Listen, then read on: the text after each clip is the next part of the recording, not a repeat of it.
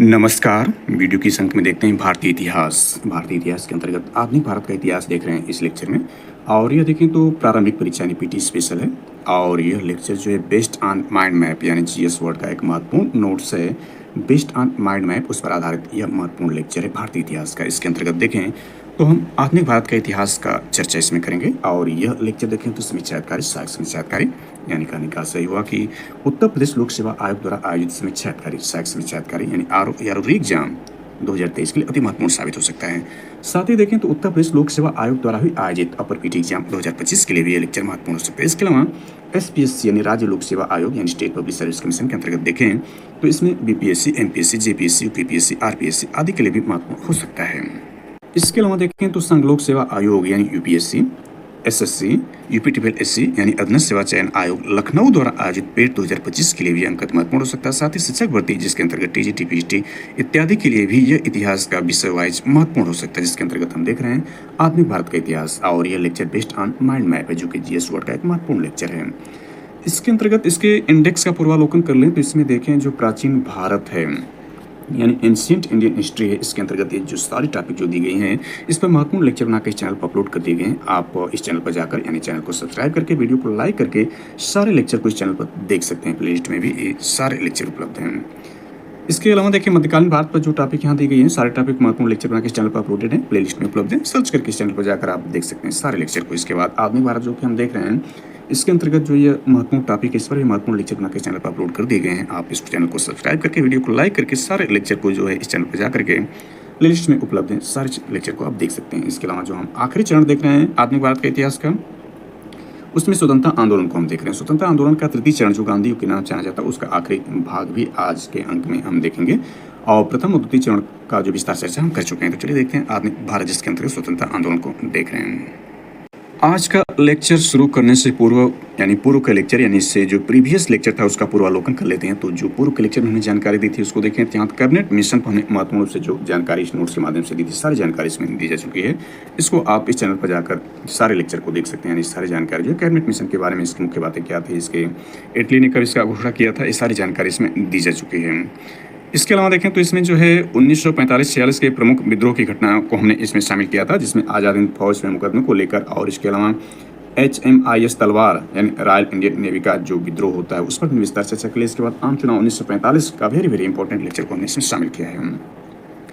इसके अलावा देखें तो इसमें जो महत्वपूर्ण लेक्चर है उसमें जो शामिल है वह आपका यानी यह मुख्य बातें इसमें शामिल हैं। वेवल योजना 4 जून 1945 को हमने देख लिया, इसकी मुख्य बातें और प्रावधान को देख लिया हमने। इसके अलावा देखें तो देसाई लियाकत फार्मूला जनवरी 1945 ये एक ऐसा फार्मूला है जिसमें समझौता होने के यानी यह देखें तो इसमें विवाद और बढ़ गया, समझौता तो दूर की बात है यानी लीग और कांग्रेस के बीच इस समझौता नहीं बना बल्कि मतभेद और बढ़ गया। एग्जाम पूछा सकता है कि ऐसा कौन सा फार्मूला है यह समझौता जिसमें मतलब समाधान की वजह और विवाद हो गया था। तो ये देसाई लियाकत फार्मूला जनवरी 1945 की ऐसी सारी जानकारी जो है महत्वपूर्ण से दी जा चुकी है। आप इस लेक्चर पर जाकर के सारी जानकारी यानी चैनल पर जाकर के सारी जानकारी देख सकते हैं। इसके अलावा भारत छोड़ो आंदोलन 9 अगस्त 1945 जो कि अगस्त क्रांति के नाम से जाना जाता है, इसको वेरी इंपॉर्टेंट हमने चर्चा कर लिया है। आंदोलन की प्रगति क्या है इसके बारे में हमने देख लिया है। यानी अगस्त क्रांति जो है भारत छोड़ो आंदोलन से संबंधित है, जबकि अगस्त प्रस्ताव देखें तो यह जो है वायसराय की घोषणा से संबंधित है। यानी इसमें जो वायसराय था लिन लिथगो द्वारा घोषित अगस्त प्रस्ताव 1940 का था। इसके बाद पाकिस्तान का प्रस्ताव मार्च 1940 को भी हमने महत्वपूर्ण समझ लिया। इसके बाद क्रिप्स मिशन 1942, व्यक्तिगत सत्याग्रह 1940-41 को भी हमने महत्वपूर्ण समझ लिया। सारी जानकारी जो है प्रीवियस लेक्चर में दी जा चुकी है, आप इसको इस चैनल पर जाकर के देख सकते हैं। अब आगे आज के लेक्चर में देखते हैं अंतरिम सरकार सितंबर 1946 में जो गठित होती है इसकी पहले पृष्ठभूमि को देख लेते हैं। तो हमने देखा कैबिनेट मिशन जो है उसके बारे में देखें तो स्वीकार्यता और अस्वीकार्यता क्या रही कैबिनेट मिशन के बारे में। तो इसमें ध्यान दें कि 6 जून को मुस्लिम लीग ने यानी 6 जून जो को मुस्लिम लीग ने यानी ये सारी बातें 1946 की चल रही हैं। तो देखें 6 जून 1946 को मुस्लिम लीग ने और 24 जून 1946 को कांग्रेस ने कैबिनेट मिशन की दीर्घकालिक योजना को स्वीकार कर लिया है। यानी सबसे पहले इसमें 6 जून को मुस्लिम लीग ने स्वीकार किया। इसके बाद देखें 17-18 दिन बाद जो है वह कांग्रेस ने भी इसकी दीर्घकालिक योजना, ध्यान देना है कि दीर्घकालिक योजना कैबिनेट मिशन का स्वीकार किया था। इसके बाद देखें जुलाई 1946 में संविधान सभा के गठन हेतु प्रांतीय व्यवस्थापकों में चुनाव संपन्न कराए गए थे। 10 जुलाई 1946 को नेहरू ने कहा था, जवाहरलाल नेहरू ने कहा था, हम संविधान सभा निहित था कि संविधान सभा संप्रभुत्व थी और प्रक्रिया नियमों का निर्णय करेगी। में जाने के निर्णय के अतिरिक्त किसी और बात से बधे नहीं है। इस बात की अधिक संभावना है कि किसी प्रकार का सामूहिकरण नहीं होगा। जैसा कि NWFC और असम खंड ख और ग में शामिल होने पर आपत्ति जताएंगे। इसके बाद देखिए 29 जुलाई 1946 नेहरू यानी जवाहरलाल नेहरू जी के कथन के प्रत्युत्तर में लीग ने दीर्घकालिक योजना को मानने से इनकार कर दिया और पाकिस्तान की प्राप्ति के लिए 16 अगस्त को प्रत्यक्ष कार्रवाई दिवस का आह्वान किया। यानी मुस्लिम लीग ने कब जो है प्रत्यक्ष कार्रवाई दिवस का आह्वान किया था, तो 16 अगस्त 1946 को प्रत्यक्ष कार्रवाई दिवस मुस्लिम लीग ने मनाया था। इस पर हमने चर्चा पूर्व में कर लिया है, इसको आप देख सकते हैं यहाँ पर कि कैबिनेट मिशन लीग ने 16 अगस्त 1946 को प्रत्यक्ष कार्रवाई दिवस मनाया। प्रभावित क्षेत्र यानी इससे प्रभावित कौन क्षेत्र थे, प्रत्यक्ष कार्रवाई दिवस मुस्लिम लीग द्वारा मनाया गया, तो उसमें कलकत्ता, सिलहट, नोआखली, बिहार, त्रिपुरा और गढ़ मुक्तेश्वर आदि क्षेत्र इससे प्रभावित थे। यानी मुस्लिम लीग द्वारा मनाए गए प्रत्यक्ष कार्रवाई दिवस से। और यह क्यों मनाया था मुस्लिम लीग ने, तो इसके मनाने का कारण हमने देख लिया था। इसके मनाने का कारण हमने देखा था कि पाकिस्तान की प्राप्ति के लिए इसने जो है प्रत्यक्ष कार्रवाई दिवस मनाया था मुस्लिम लीग ने। और ये घटना घटित कब होती है, हमने देखा कि यह जो है 29 जुलाई 1946 में नेहरू जी के कथन के प्रत्युत्तर में लीग ने दीर्घावधिक योजना को मानने से इनकार कर दिया था, जो कि 6 जून को इसने दीर्घकालिक योजना जो थी कैबिनेट मिशन को उसको स्वीकार किया था, लेकिन 29 जुलाई को इसने क्या किया, अस्वीकार कर दिया और प्रत्यक्ष कार्रवाई दिवस 16 अगस्त 1946 को मनाया पाकिस्तान की प्राप्ति के लिए। अब आगे इसके बैकग्राउंड में देखते हैं तो सांप्रदायिक विध्वंस और अंतरिम सरकार को समझ लेते हैं। तो यहाँ अंतरिम सरकार सितंबर 1946 में गठित होती है। इसके बैकग्राउंड या भूमिका के बारे में सबसे पहले समझ लेते हैं। तो यह ध्यान दें कि सांप्रदायिक विध्वंस और अंतरिम सरकार में देखें तो 16 अगस्त 1946 यानी ये सितंबर में है, यानी इसे एक माह पूर्व की घटना में चर्चा करें तो 16 अगस्त 1946 से भारतीय परिदृश्य में तेजी से बदलाव आया। अनेक स्थानों पर भीषण दंगे हुए जिसमें लगभग 5000 लोग मारे गए। सांप्रदायिक दंगों से सर्वाधिक प्रभावित क्षेत्र यानी सर्वाधिक प्रभावित होने वाले क्षेत्रों में कलकत्ता, सिलहट, नोआखली, बिहार, त्रिपुरा, गढ़मुक्तेश्वर संयुक्त प्रांत शामिल थे। सांप्रदायिक दंगे हुए और इससे प्रभावित क्षेत्र का मतलब हमने देख लिया था कि यह प्रत्यक्ष कार्रवाई जो दिवस जो पाकिस्तान की मांग पर मुस्लिम लीग ने मनाया था उससे प्रभावित क्षेत्र यह थे, यानी सांप्रदायिक दंगे यहाँ पर हुए। इसमें ध्यान दें कि जो 16 अगस्त को प्रत्यक्ष कार्रवाई दिवस मनाया था मुस्लिम लीग ने, दंगों का आरंभ देखें तो 17 अगस्त को कलकत्ता से हुआ था, यानी कलकत्ता से इसकी शुरुआत हुई थी, जो 1 सितंबर को बम्बई को प्रभावित करते हुए पूर्वी बंगाल का जो है नोआखली 10 अक्टूबर को यहाँ दंगे हुए। बिहार में 25 अक्टूबर को हुआ। संयुक्त प्रांत के गढ़ मुक्तेश्वर संयुक्त प्रांत जो आज उत्तर प्रदेश है का गढ़ मुक्तेश्वर में नवंबर तक फैल गया और मार्च 1947 ईस्वी से पहले सारे पंजाब को अपनी चपेट में ले लिया था, यानी पंजाब में भी यह प्रभावित था। कलकत्ता में लीग की सरकार थी और उसने सीधी कार्रवाई के दिन छुट्टी घोषित कर दी थी। यहाँ के मुख्यमंत्री यानी कलकत्ता में जो मुख्यमंत्री थे मुस्लिम लीग के, वह सोहरावर्दी ने इन दंगों को भड़काने का कार्य भी किया।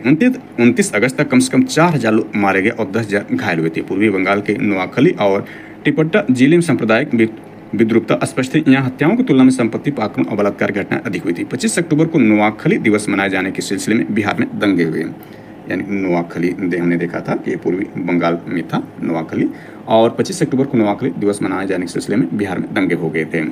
यह मुसलमानों के विरुद्ध हिंदू किसानों का सामूहिक विद्रोह था, जिसके फलस्वरूप होने वाला नरसंहार नोआखली से कहीं अधिक भयंकर था, जिसमें कम से कम 7000 लोग मारे गए। बिहार के बाद गढ़मुक्तेश्वर की बारी थी, जहाँ हिंदू तीर्थयात्रियों ने 1000 मुसलमानों की हत्या कर दी। पंजाब में भी करीब 5000 लोग मारे गए। पेंडेरल मून यानी एक इतिहासकार हैं, पेंडेरल मून ने अपनी पुस्तक यानी उनकी पुस्तक का नाम है डिवाइड एंड बीवट में अनुमान लगाया कि इन दंगों में करीब 1,80,000 लोग मारे गए, जिसमें से 60,000 पश्चिम के और 1,20,000 पूर्व के थे। मार्च 1948 ईस्वी तक 60 लाख मुसलमान और 45 लाख हिंदू एवं सिख शरणार्थी बन चुके थे। इस पागलपन और मूर्खता के बीच विवेक, साहस और गरिमा की एकमात्र प्रतिमूर्ति 70 वर्षीय वृद्ध महात्मा गांधी शांति की पुनर्स्थापना के लिए नोआखली गए। माउंटबेटन ने गांधी जी को वन मैन बाउंड्री फोर्स की उपाधि प्रदान की था। कहा कि जो काम 50,000 हथियारबंद सिपाही नहीं कर सकते, वह काम गांधी जी ने कर दिखाया। यानी गांधी जी को वन मैन बाउंड्री फोर्स किसने कहा था, तो माउंटबेटन ने कहा था। कब कहा था, यही प्रत्यक्ष कार्रवाई दिवस के दौरान जो दंगे हुए थे उसी दौरान इसने कहा था गांधी जी को, क्योंकि उसने कहा जो काम 50,000 हथियारबंद सिपाही नहीं कर सकते, वह काम गांधी जी ने कर दिखाया था, इसीलिए उसने ऐसा कहा था गांधी जी को। अब अंतरिम सरकार के बारे में देखें तो अंतरिम सरकार 2 सितंबर 1946 यानी 2 सितंबर 1946 को अंतरिम सरकार गठन होता है। इसमें देखिए मुस्लिम लीग द्वारा अंतरिम सरकार में सम्मिलित होने से इनकार करने के बाद मुस्लिम लीग जो है शुरू में इसमें इनकार कर देती है कि बाद 6 अगस्त 1946 ईस्वी को नेहरू यानी जवाहरलाल नेहरू को अंतरिम सरकार बनाने के लिए आमंत्रित किया गया। यानी कब इनको आमंत्रित किया गया था? 6 अगस्त 1946 को। किसको? जवाहरलाल नेहरू को। जवाहरलाल नेहरू ने जिन्ना का सहयोग प्राप्त करने का प्रयास किया, किंतु कोई परिणाम नहीं निकला। अंततः 2 सितंबर को जवाहरलाल नेहरू ने 12 सदस्यीय अंतरिम सरकार का गठन किया। यानी कब गठन किया? 2 सितंबर को। और इसमें कितने सदस्य थे? 12 सदस्यीय अंतरिम सरकार का गठन किया। इसमें शामिल होने वाले कांग्रेस सदस्य हैं, यानी इसमें कांग्रेस के जो सदस्य थे उस पर हम इस नोट्स के माध्यम से चर्चा कर लेते हैं। तो इसमें ध्यान दें कि बेवल ने नेहरू को, यानी जवाहरलाल नेहरू को अंतरिम सरकार बनाने का निमंत्रण दिया, यानी वायसराय जो लॉर्ड बेवल था। इसको हमने ऊपर ही देख लिया था कि ये कैबिनेट मिशन से पूर्व इसी की योजना आई थी।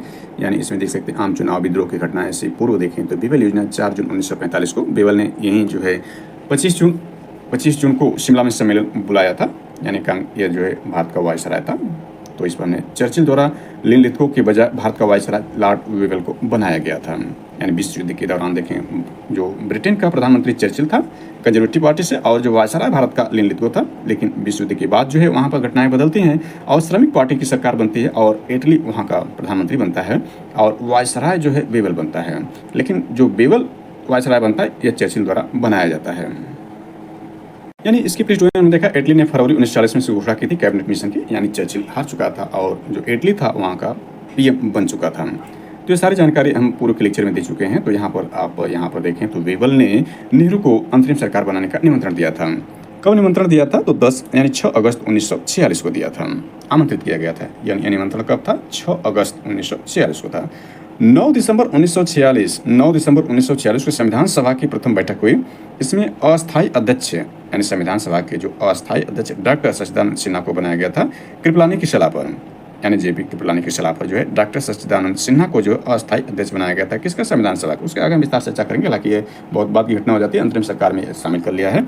लीग ने संविधान सभा का विरोध किया था, मुस्लिम लीग ने संविधान सभा का विरोध किया था। इसमें देखें 21 सितंबर को नेहरू ने अपने सहयोगियों के साथ वायसराय की काउंसिल सदस्यता की शपथ ली। यानी 21 सितंबर को, 2 सितंबर को गठन किया और इसके 19 दिन बाद जवाहरलाल नेहरू ने सहयोगियों के साथ, यानी इनके कितने सहयोगी, 12 सदस्यों के साथ शामिल हुए थे, सहयोगियों के साथ वायसराय की काउंसिल सदस्यता की शपथ ली थी। मुस्लिम लीग सभा की प्रथम बैठक में शामिल न हुई, यानी जो मुस्लिम लीग सभा की प्रथम बैठक में शामिल नहीं हुई थी, बाद की बैठकों में शामिल हुई थी मुस्लिम लीग। अब इसमें देखते हैं जो 2 सितंबर को जवाहरलाल नेहरू ने 12 सदस्यीय अंतरिम सरकार गठन किया था। इसमें कौन से कांग्रेस के सदस्य शामिल थे उसमें देखें तो जवाहरलाल नेहरू ये शामिल थे। यानी 2 सितंबर को जो अंतरिम सरकार गठन हुआ था तो उसमें 12 जो कांग्रेस के सदस्य थे उसमें जवाहरलाल नेहरू शामिल थे। दूसरे देखें तो सरदार वल्लभ भाई पटेल थे, यानी यह पटेल जी इसमें शामिल थे। इसके बाद देखें जो है तीसरे जो शामिल थे डॉक्टर राजेंद्र प्रसाद जी थे, यानी डॉक्टर राजेंद्र प्रसाद जी इसमें शामिल थे। और चौथे देखें तो औड़ा आशफ अली जी थे, यानी आशफ अली जी ये शामिल थे इसमें। इसके बाद राजगोपालचारी जिसमें शामिल थे, यानी सी राजगोपालचारी। इसके बाद शरद चंद्र बोस इसमें शामिल थे, शरद चंद्र बोस। इसके बाद डॉक्टर जॉन मथाई शामिल थे इसमें, डॉक्टर जॉन मथाई, यानी जॉन मथाई शामिल थे। सरदार बलदेव सिंह इसमें शामिल थे, यानी सरदार बलदेव सिंह ये रहे शामिल थे। सर शफात अहमद खां, जगजीवन राम, सैयद अली जहीर और CH भाभा शामिल थे। यानी इसमें देख सकते हैं, यानी ये सारे लोग इसमें शामिल थे। यानी अंतरिम सरकार के मंत्री कांग्रेस नेता रहे। तो हालांकि हम 2 सितंबर को 12 सदस्य जो कांग्रेस के शामिल थे उस पर हमने चर्चा किया। ये तो मंत्री हैं जो बाद में इसमें कांग्रेस के नेता जो मंत्री बने और लीग के नेता जो बाद में शामिल होते हैं इसमें मंत्री बने, उस पर यहाँ पर इस नोट्स में दिया गया है। इसमें ध्यान दें तो लॉर्ड वेवल के बहुत कहने सुनने पर लीग, यानी मुस्लिम लीग अंतरिम सरकार में शामिल होने के लिए राजी हो गई। 26 अक्टूबर को मुस्लिम लीग की 5 सदस्यों को इसमें शामिल किया गया। यानी इसमें 5 सदस्य जो देख सकते हैं, यानी ये कब शामिल हुए? 2 अक्टूबर, यानी इसमें देखें तो गठन 2 सितंबर को होता है और मुस्लिम लीग कब शामिल होती है? यानी मुस्लिम लीग के 5 सदस्य जो शामिल होते हैं 26 अक्टूबर को शामिल होते हैं अंतरिम सरकार में। तो इसमें देखें लियाकत अली ये मुस्लिम लीग से हैं, इस्माइल चुंद्रगर मुस्लिम लीग से हैं, अब्दुल निस्तर मुस्लिम लीग से हैं। इसके अलावा देखें तो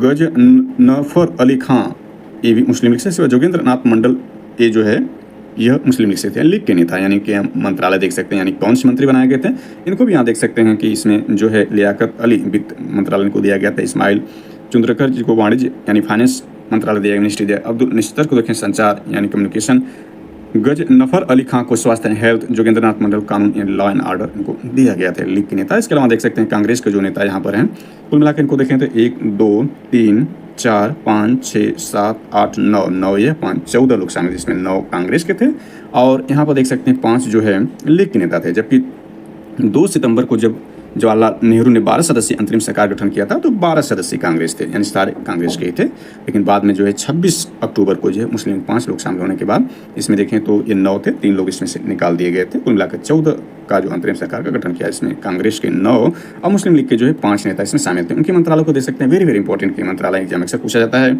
तो जवाहरलाल नेहरू देखें तो एक परिषद के उपाध्यक्ष, विदेश मामलों एवं कॉमनवेल्थ से संबंधित मंत्रालय उनके पास था।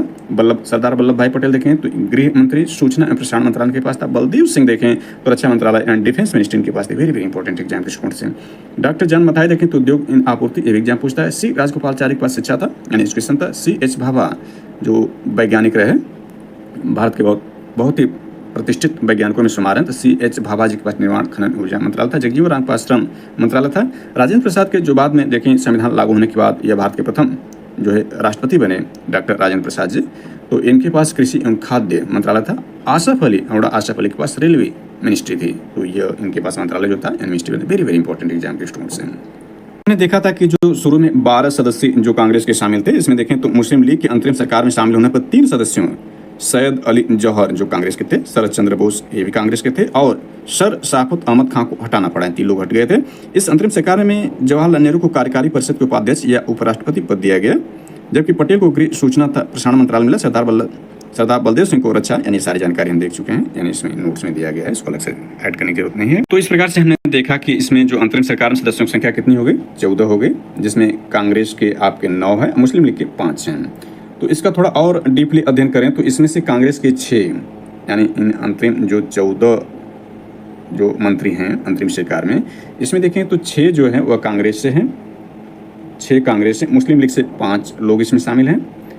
एक ईसाई, यानी एक ईसाई, एक पारसी और एक सिख सम्मिलित थे, यानी 3 देखें तो यह अलग समुदाय से, यानी एक इसमें ईसाई, एक पारसी और एक जो है सिख सम्मिलित थे। कुल मिलाकर ये देखें तो 9 जो है यह कांग्रेसी और 5 जो है मुस्लिम लीग से, कुल मिलाकर 14 थे। मुस्लिम लीग के असहयोग एवं विरोधी दृष्टिकोण के कारण अंतरिम सरकार शीघ्र ही एक बेकार निकाय सिद्ध हो गई थी, क्योंकि मुस्लिम लीग का मूल उद्देश्य पाकिस्तान की मांग को सुदृढ़ बनाना, शासकीय कार्यों में बाधा डालना एवं देश की प्रगति को अवरुद्ध करना था। इसके बाद यानी कैबिनेट जो है, यानी अंतरिम सरकार का जो गठन होता है, उसके बाद देखें तो इटली की घोषणा होती है, यानी जो लेबर पार्टी यानी श्रमिक पार्टी का जो नेता यानी ब्रिटेन में प्रधानमंत्री इटली होता है, उसकी घोषणा कब की जाती है? 20 फरवरी 1947 को जो इटली घोषणा करता है। वो घोषणा क्या करता है इसको देख लेते हैं। तो इटली घोषणा करता है, यानी ब्रिटिश प्रधानमंत्री क्लेमेंट एटली ने 20 फरवरी 1947 को हाउस ऑफ कॉमन्स में घोषणा की कि अंग्रेज जून 1948, ध्यान देना है कि जून 1948 ईस्वी के पहले भारतीयों को सत्ता सौंप दी गई। इटली ने लॉर्ड वेवल के स्थान पर लॉर्ड माउंटबेटन को गवर्नर जनरल के रूप में नियुक्त किया। यानी देखें तो लॉर्ड वेवल को किसने बनाया था? इससे पूर्व का जो वहाँ का प्रधानमंत्री था, यानी चर्चिल ने लॉर्ड वेवल को बनाया था लॉर्ड लिथिंगो के स्थान पर, क्योंकि चर्चिल और लिथिंगो जो थे विश्व युद्ध के समय जो है वह क्रमशः ब्रिटेन का प्रधानमंत्री था और भारत का वायसराय लिथिंगो था। तो वेवल के स्थान पर किसको बनाया? यह लॉर्ड माउंटबेटन, जिसकी योजना आगे हम चर्चा करेंगे, यानी माउंटबेटन योजना। लॉर्ड माउंटबेटन का गवर्नर जनरल के रूप में, यानी वायसराय के रूप में जो है यहाँ नियुक्त किया भारत में। 34वें और अंतिम ब्रिटिश गवर्नर जनरल, यानी यह 34वां था, कुल मिलाकर देखें तो 34वें और अंतिम ब्रिटिश गवर्नर जनरल था वायसराय माउंटबेटन। 22 मार्च 1947 ईस्वी को भारत आया था। शीघ्र इन्होंने सत्ता हस्तांतरण के लिए बातचीत शुरू कर दी।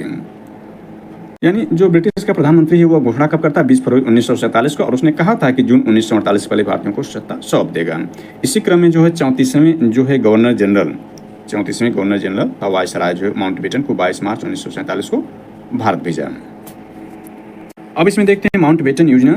3 जून 1947 को जो माउंटबेटन योजना होती है उस पर चर्चा कर लेते हैं। तो यहाँ देखें माउंटबेटन योजना फरवरी 1947 का देखें तो यह है कि 20 फरवरी 1947 इटली ने, यानी वहाँ का जो प्रधानमंत्री था क्लेमेंट एटली ने हाउस ऑफ कॉमन्स में घोषणा की कि 30 जून 1948 तक, यह डेट याद रखना है, 30 जून 1948 तक भारतीयों को सत्ता सौंप दी जाएगी। लॉर्ड माउंटबेटन 24 मार्च 1947 को गवर्नर जनरल बना।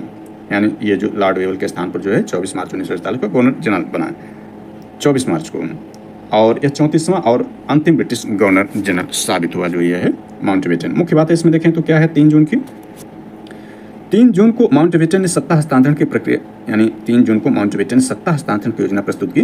3 जून योजना के नाम से जाना जाता है, वेरी वेरी इंपॉर्टेंट है। योजना को कांग्रेस था लीग ने स्वीकार कर लिया, यानी योजना जो माउंटबेटन योजना था उसको कांग्रेस था मुस्लिम लीग ने स्वीकार लिया। 14 जून 1947 को गोविंद बल्लभ पंत ने कांग्रेस महासमिति बैठक में इस योजना की स्वीकृति का प्रस्ताव पेश किया, यानी किसने प्रस्ताव पेश किया, गोविंद बल्लभ पंत जी ने। जो कि देखिए 1947 में जो प्रांतीय गठन हुआ था, 1937 में जो प्रांतीय विधानसभा चुनाव कराया गया था उसमें संयुक्त प्रांत यानी आधुनिक जो उत्तर प्रदेश है उसमें यह वहाँ के प्रधानमंत्री बनाए गए थे गोविंद बल्लभ पंत जी। तो कांग्रेस महासमिति की बैठक में योजना को प्रस्तुत किया था, यानी लॉर्ड माउंटबेटन की योजना को प्रस्तुत किसने किया था, गोविंद बल्लभ पंत जी ने किया था। तो 15 अगस्त 1947 को भारत पाकिस्तान डोमिनियन स्टेट यानी अधिराज्य के रूप में स्थापित होंगे, यानी इसमें था कि 15 अगस्त 1947 को भारत और पाकिस्तान डोमिनियन स्टेट यानी अधिराज्य के रूप में स्थापित किए जाएंगे। भारतीय रजवाड़ों को भारत या पाक में शामिल होने की इजाजत होगी। उन्हें स्वतंत्र रहने का विकल्प नहीं था, ध्यान देना, इसमें स्वतंत्र रहने का विकल्प नहीं था। उन्हें पाकिस्तान में या भारत में शामिल होने की बात कही गई थी। उत्तर पश्चिमी सीमा प्रांत तथा असम के सिलहट जिले में जनमत संग्रह कराए गए, यानी उत्तर पश्चिमी सीमा प्रांत तथा असम के सिलहट में जो है जनमत संग्रह कराया गया था। सिंध अपना निर्णय स्वयं लेगा, यानी सिंध को इसमें स्वयं अपना निर्णय लेने की बात कही गई थी, सिंध अपना निर्णय स्वयं लेगा। 2 संविधान सभाओं का निर्माण किया जाएगा, यानी लॉर्ड माउंटबेटन की योजना 3 जून का जो योजना उसमें शामिल था, 2 संविधान सभाओं के निर्माण की बात कही गई थी। बंगाल को स्वतंत्रता देने से मना, यानी बंगाल को स्वतंत्रता देने से मना किया गया था। हैदराबाद की पाकिस्तान में सम्मिलित होने की मांग अस्वीकृत कर दी गई थी। विभाजन गतिरोध पर एक सीमा आयोग का गठन किया गया था, यानी विभाजन गतिरोध को दूर करने के लिए एक सीमा आयोग का गठन किया गया था इस योजना में, यानी 3 जून की योजना में या लॉर्ड माउंटबेटन की योजना में शामिल था सीमा आयोग। इसको अन्य सोर्स के माध्यम से थोड़ा और विस्तार कर लेते हैं माउंटबेटन योजना। तो माउंटबेटन देखें, ये 24 मार्च 1947 को माउंटबेटन गवर्नर जनरल बनकर भारत आया, यानी कब बना था, 24 मार्च को यह बनकर भारत आया था। भारत आते ही माउंटबेटन ने यहाँ की राजनीतिक स्थिति पर काबू पाने के लिए देश के विभिन्न नेताओं से विचार विमर्श किया, यानी विचार विमर्श ने शुरू किया। यह विचार विमर्श 24 मार्च यानी जब से ये बना 24 मार्च से लेकर के 15 अप्रैल के बीच किया है। 24 मार्च से 15 अप्रैल के बीच इसने जो है मुलाकात किया। कांग्रेस के प्रमुख नेताओं में सर्वप्रथम उसने जो है जवाहरलाल नेहरू से मुलाकात की, यानी सर्वप्रथम कांग्रेस नेताओं में किससे मुलाकात की, जवाहरलाल नेहरू से मुलाकात की। गांधी जी से माउंटबेटन की प्रथम मुलाकात 31 मार्च 1947 को ही फिर वल्लभ भाई पटेल से मिले। जिन्ना से माउंटबेटन की मुलाकात कांग्रेस नेता मौलाना आजाद, JB कृपलानी, कृष्ण मेनन तथा मुस्लिम लीग के सचिव लियाकत अली खां के साथ हुई थी। सिख प्रतिनिधियों में बलदेव सिंह, मास्टर तारा सिंह और अन्य सिख नेताओं के अतिरिक्त बीकानेर एवं भोपाल के भारतीय रियासतों के राजाओं से बातचीत किया। इस सिलसिले में माउंटबेटन निष्कर्ष पहुंचे कि भारतीय समस्या का एकमात्र समाधान देश का विभाजन और पाकिस्तान की स्थापना है। गांधी जी ने अपनी मुलाकात के दौरान यह सुझाव दिया कि अंतरिम सरकार पूर्ण रूप से लीग के नेता जिन्ना के हाथों सौंप दी जाए, जिससे भारत में सांप्रदायिक दंगों को रोका जा सके। परंतु गांधी जी का यह सुझाव कांग्रेस नेताओं तथा वर्किंग कमेटी को मान्य न था। जिन्ना ने भी अपनी मुलाकात के दौरान गांधी जी के सुझाव का विरोध किया था। माउंटबेटन ने सबसे पहले सरदार पटेल को देश के बंटवारे के पक्ष में किया, इसके बाद जवाहरलाल नेहरू को समझा बुझाकर बंटवारे के पक्ष में किया गया। इस कार्य में लेडी माउंटबेटन ने भी सहयोग किया, यानी इंपॉर्टेंट है कि इस कार्य में लेडी माउंटबेटन ने भी सहयोग किया, परंतु अबुल कलाम आजाद देश के विभाजन के खिलाफ थे। यानी इंपॉर्टेंट यह है कि इसमें देखें, महत्वपूर्ण से देखें तो यह है कि अबुल कलाम आजाद देश के विभाजन के खिलाफ थे। यानी देखें तो सबसे युवा कांग्रेस के नेता बनने वाले हैं अबुल कलाम आजाद थे। सबसे लंबे समय तक कांग्रेस के नेता भी यहीं थे, यानी द्वितीय विश्व युद्ध के समय 1940-1946 तक कांग्रेस के नेता यहीं रहे, अबुल कलाम आजाद थे। और यहीं देखें अबुल कलाम आजाद देश के विभाजन के खिलाफ भी थे, ये इंपॉर्टेंट है। उन्होंने स्पष्ट शब्दों में कहा, मैं बंटवारे के खिलाफ हूँ और अब भी हूँ, यानी मैं बंटवारे के खिलाफ रहा हूँ और अब भी हूँ। गांधी जी ने कहा था, यानी गांधी जी ने क्या कहा था, अगर कांग्रेस बंटवारा मंजूर करेगी तो उसे मेरी लाश के ऊपर करना होगा। यानी गांधी जी ने कहा कि यदि कांग्रेस बंटवारा मंजूर करेगी तो उसे मेरी लाश के ऊपर बंटवारा करना होगा। जब तक मैं जिंदा हूं भारत के बंटवारे के लिए कभी राजी नहीं होऊंगा, और अगर मेरा बस चला तो कांग्रेस को भी इसे मंजूर करने की इजाजत न दूंगा। 2 अप्रैल 1947 ईस्वी को गांधी जी लॉर्ड माउंटबेटन से मिले। उन्होंने माउंटबेटन को सुझाव दिया कि जिन्ना को सरकार बनाने दिया जाए। माउंटबेटन का सुझाव कुछ हद तक मंजूर था, परंतु इस सुझाव का जबरदस्त विरोध नेहरू और पटेल दोनों ने किया और इसे वापस लेने के लिए गांधी जी को बाध्य किया। मौलाना अबुल कलाम आजाद का ख्याल था कि गांधी सरदार पटेल के प्रभाव कारण बंटवारे का विरोध न कर सके और समर्थक बन गए। कांग्रेस और लीग नेताओं से बात करने के बाद माउंटबेटन लंदन गया और ब्रिटिश सरकार के सामने विभाजन की अपनी योजना पेश की। ब्रिटिश सरकार की सहमति पाकर वो 31 मई, ध्यान देना, 31 मई को वापस आया।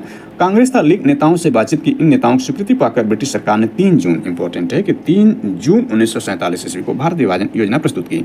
इसे मन बाटन योजना, यानी इसका मन बाटन, यानी इसके नाम से देखें तो मन बंटवारा यानी मन बाटन योजना के नाम से भी जाना जाता है। इस योजना के अनुसार क्या प्रावधान किया गया था इसको हमने समझ लिया था, लेकिन यहाँ पुनः देख लें।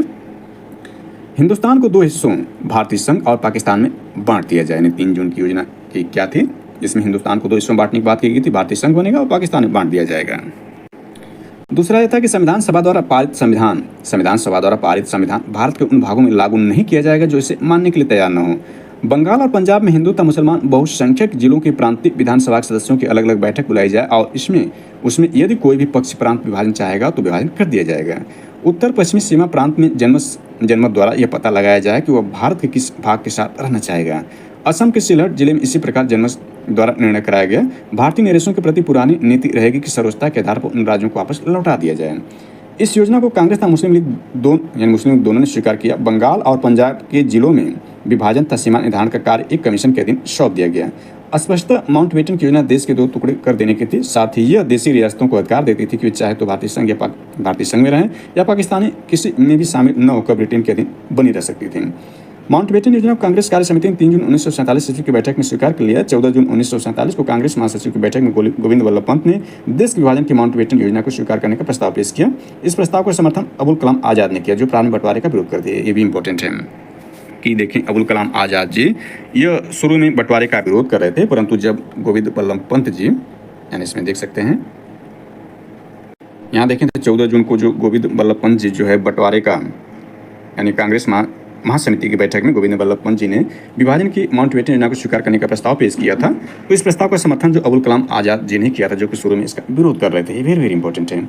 आजाद ने कहा कि कांग्रेस कार्य समिति का फैसला सही फैसला नहीं है, लेकिन कांग्रेस के सामने कोई और रास्ता नहीं है। पटेल और नेहरू ने भी इस प्रस्ताव का समर्थन किया। गांधी जी ने प्रस्ताव को स्वीकार करने की सलाह दी।